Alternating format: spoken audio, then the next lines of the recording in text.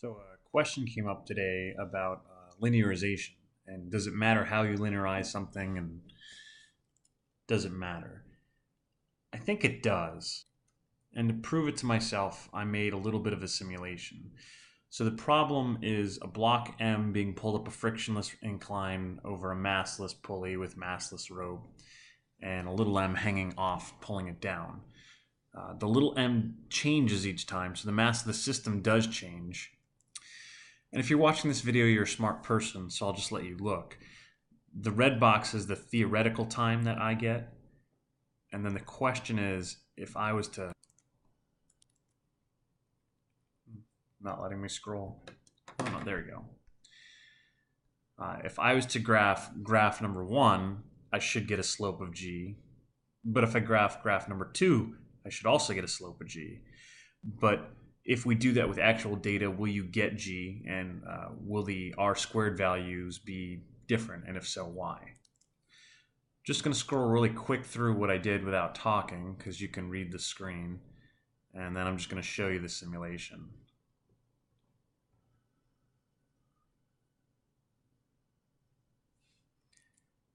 So here's what I get. The blue dots are doing it the first method. The orange dots are doing it the second method. And what I've done is I've made this essentially a simulation. I have 100 sets worth of random numbers that then get multiplied by the uncertainty in the mass and the uncertainty in the time to take perfect time data, well, not data, but perfect time and mass values based theoretically on this equation. And then we basically modify them a little bit, plus or minus some fraction between negative 100% and 100% of the uncertainty you set in the sliders at the top. That's these two sliders. Now, I chose 10 ratios of the little m to the big M. I did it every 0.05 from 0.05 to 0.5, meaning the little mass goes from 5% to 50% of the big block. Calculated the perfect times like we said.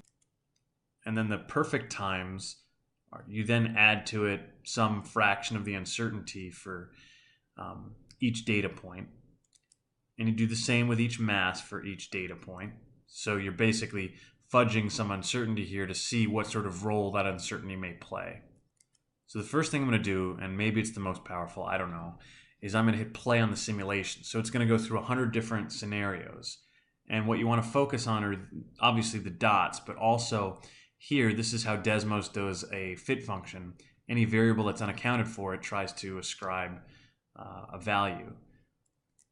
So method 1 gives 9.73, and method 2 gives 9.849 for the value of g. And I assumed an uncertainty in the mass of 1 gram and uncertainty of the time of 3/100ths of a second. So let's hit play and see what happens. So one of the things you notice is that you do get different values for the two fits, and you get different r squareds each time.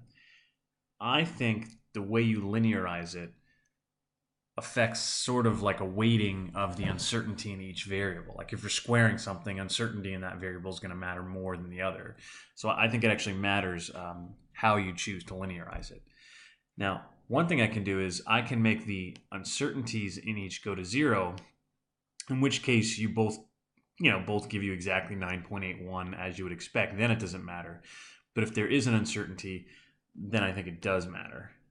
So I can, it's also fun to look at let me pause the simulation. You can see what happens as you increase the uncertainty in the time, how it spreads. And you can see what changing the mass does. So I don't know exactly what's going on here, but it seems to have sort of a horizontal effect on this graph, whereas time had a little bit more of a combined effect. Certainly with the oranges, they went up and down.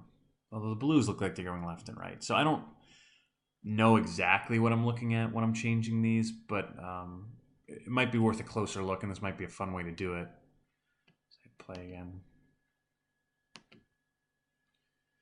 You can also turn things on and off, like the orange dots. the blue dots.